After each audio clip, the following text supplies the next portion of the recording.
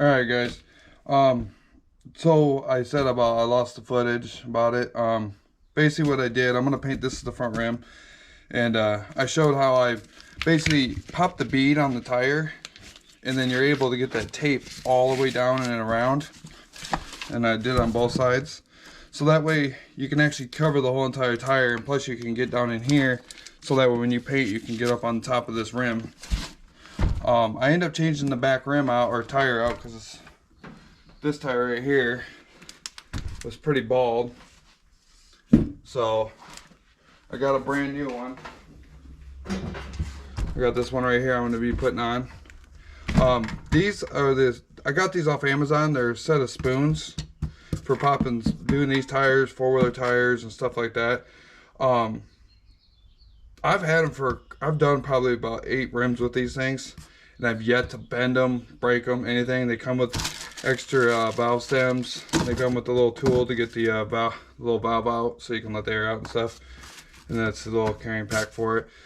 I'll put a link in the description for these, because I mean, you can see the handles. I've already wore out the name, but I've yet to bend these things, and I've had a couple of them where I end up bending them trying to do it.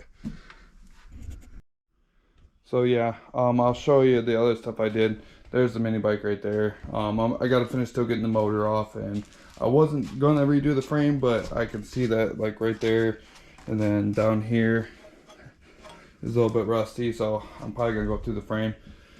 I already got the fenders, everything lightly scuffed. Basically, I try to keep much as paint as I can, because I'm gonna use a Raptor liner to do the 2 fenders and this tank. It's got, I think it's a gunmetal or more like a charcoal color, so it should look pretty good. I ended up going with the Go Power Sports front forks, and already test fitted them. They all fit and everything. And then I went with the heavier bracket for the top of the fork, so that way it'd just be a little stronger. Plus I think it'll look a little nicer. So I'm going to paint that. I'm probably just going to paint that black, and then that's the rear rim right there. So I'm going to take the sprocket off. I'm going to be painting that, painting the sprocket, painting the rim. The rims are going to be black, and then like I said, that'll be a charcoal color. And then I'm not sure what I want to do for the color of the frame yet. I'm probably just going to leave it black. I do know a guy that does powder coating, and I could just take this to him and he could dip it, and I could have it powder coated.